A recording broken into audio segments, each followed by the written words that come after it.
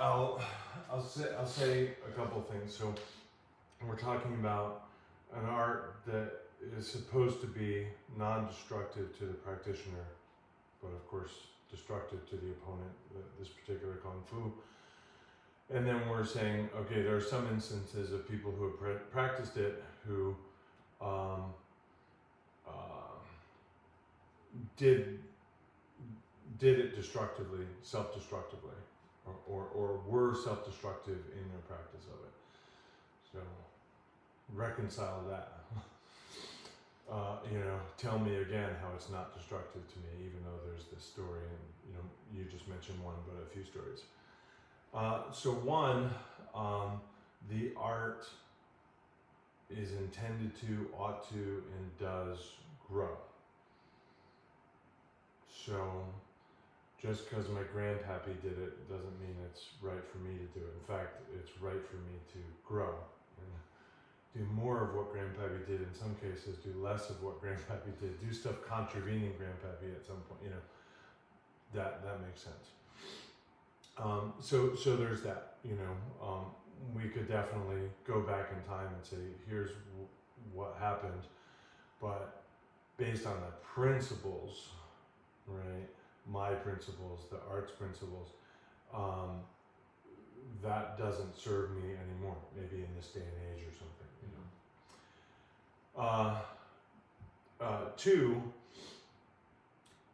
the people that were practitioners of the art that we take these stories from, they were not all solely practitioners of that art.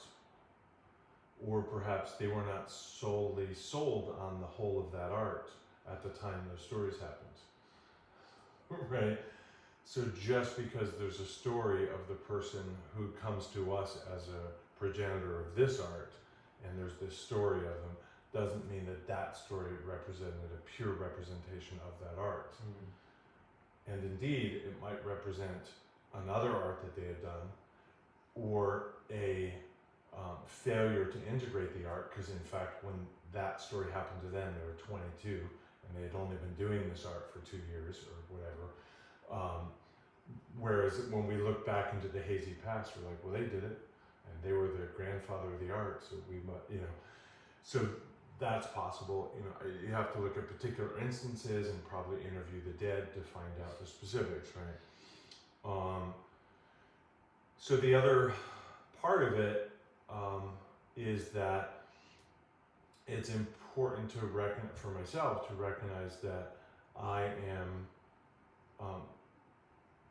pulling a story thread or weaving a story thread from the particular examples that I have in the history of the art with my teachers and the stories and that story thread has meaning and importance and value to me.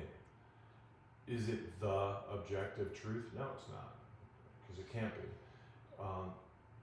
Does it have meaning, importance, and value? Yes. Will I fight for it, argue it, build a career on it? Sure. Is it perfectly accurate and objective? No. Am I generally trying to be fairly objective and not just subjective and chase my whims? Yeah, I am. So when I hear something that sort of counters a narrative, like that story, it'd be easy for me to just kind of fight for the story that I sell or buy or believe in or write or whatever the word is.